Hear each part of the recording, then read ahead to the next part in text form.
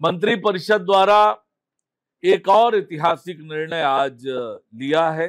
जो हम पारदर्शिता बढ़ाने की दिशा में जो लगातार काम कर रहे हैं, उसी को आगे बढ़ाते हुए आज छत्तीसगढ़ औद्योगिक भूमि एवं भवन प्रबंधन नियम 2015 में संशोधन करने का निर्णय किया। इसके माध्यम से अब औद्योगिक क्षेत्रों, लैंड बैंक तथा अन्य भूमि खंडों के आवंटन की प्रक्रिया में और अधिक स्पष्टता और पारदर्शिता आएगी।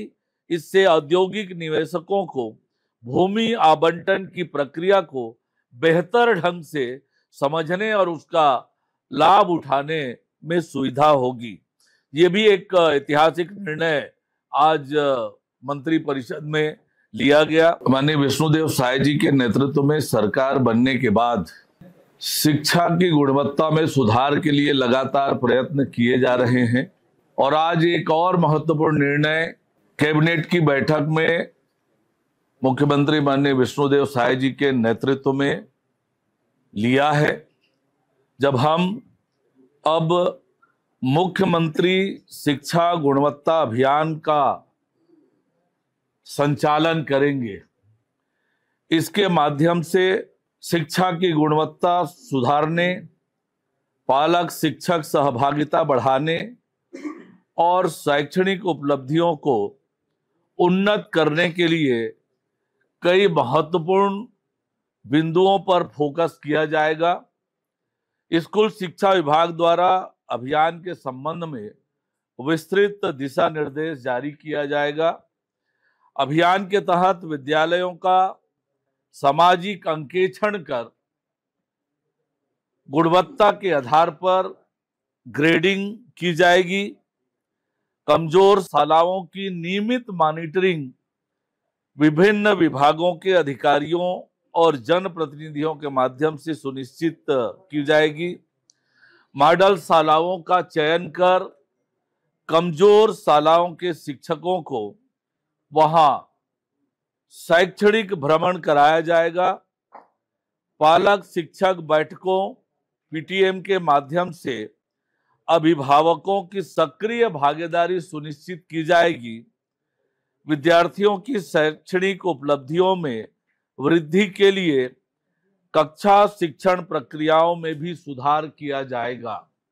ये एक बड़ा निर्णय आज मंत्रिपरिषद ने लिया है। एक और बड़ा निर्णय कला और साहित्य के क्षेत्र में काम करने वाले जो लोग हैं, अर्थाभाव में ग्रस्त हैं, ऐसे कलाकारों को प्रोत्साहन देने के लिए, राहत देने के लिए आज एक बड़ा निर्णय सरकार ने लिया है, जिसके माध्यम से बजट सत्र में की गई घोषणा के अनुपालन में अब कलाकारों को दी जाने वाली मासिक वित्तीय सहायता पेंशन को 2,000 रुपए से बढ़ाकर 5,000 रुपए प्रति माह करने का निर्णय लिया गया है।